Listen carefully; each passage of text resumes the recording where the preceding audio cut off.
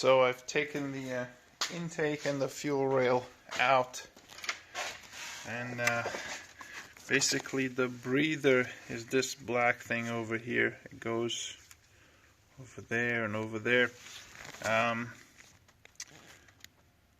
It's definitely original. I've basically tried to see if any of the bolts were loose, but they are tight, and I can't really get access to that side. That coolant pipe has to come out. The liquid you see is fuel from the fuel rail, because I had to disconnect both fuel rails to get this one out. But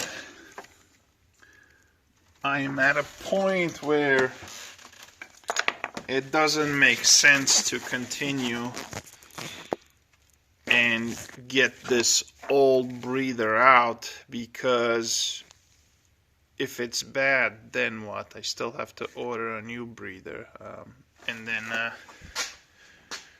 I still have to put the car back together and drive it out, because that one's not moving anyway. The transmission is out there, so I can't block this bay in the garage. So I've bypassed the oil cooler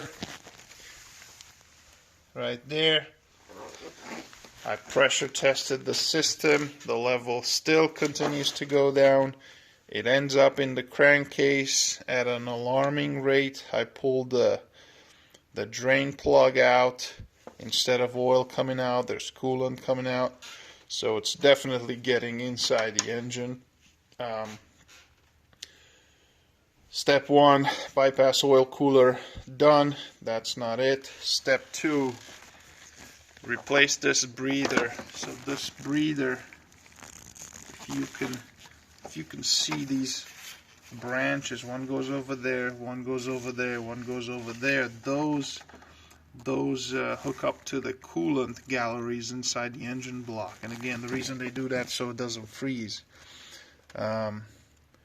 So if I'm gonna remove this thing, I suggest that we just replace it, because it's a lot of labor to take it out and then put it back in, and then if we do want to replace it, take it out again. So it just doesn't make sense. If that doesn't fix it, then it's not looking good.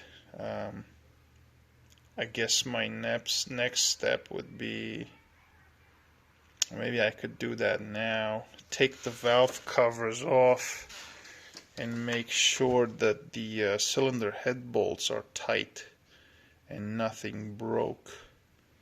And pull the spark plugs and take a look inside the cylinder, see if there's any sort of coolant over there.